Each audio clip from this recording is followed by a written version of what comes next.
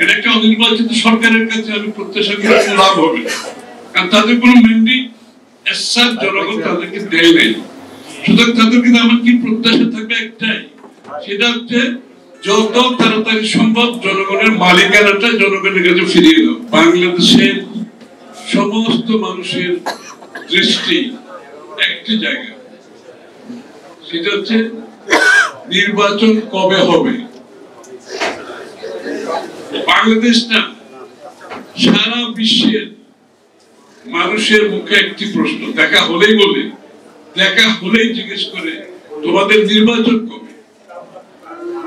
সেটা রাজনীতিবিদ বলেন, সেটা বিনিয়োগকারী বলেন, সেটা আপনি একাডেমিয়ান বলেন, সেটা পেশাজীবী বলেন, এমনকি সাধারণ মানুষ। কারণ একটি দেশে 14-15 মাস চলছে কোন নির্বাচিত সরকার ছাড়া, প্রায় 15 মাসে, তাই না? নির্বাচিত সরকার ছাড়া একটি দেশ চলছে 15 মাস। চিন্তা করুন, একটি অনির্বাচিত সরকারের অধীনে 15 মাস যখন একটা দেশ চলে, সেখানে কারো কোনো জবাবদিহিতা থাকে। এখন সরকার তো নির্বাচিত নয়, কে কার কাছে জবাবদিহি করবে? সরকার এখানে উপরে, জনগণ নিচে, মাঝখানে কোনো সেতু নাই, কোনো ব্রিজ নাই।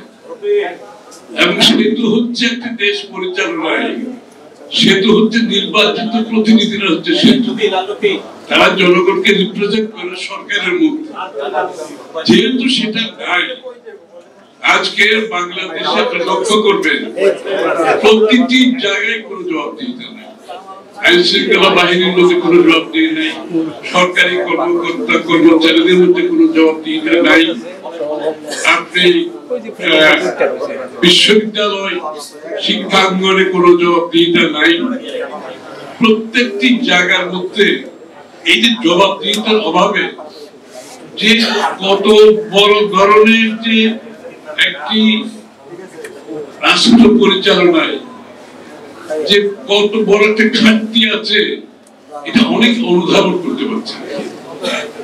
এই ঘাটতিটা অনেক অনুধাবন করতে পারছেন। আমি যদি ব্যবসায়ীদের কথাই বলি, তারা বলছে যে আমাদের অবস্থা সম্বন্ধে সরকারের কোনো অবগতি নেই।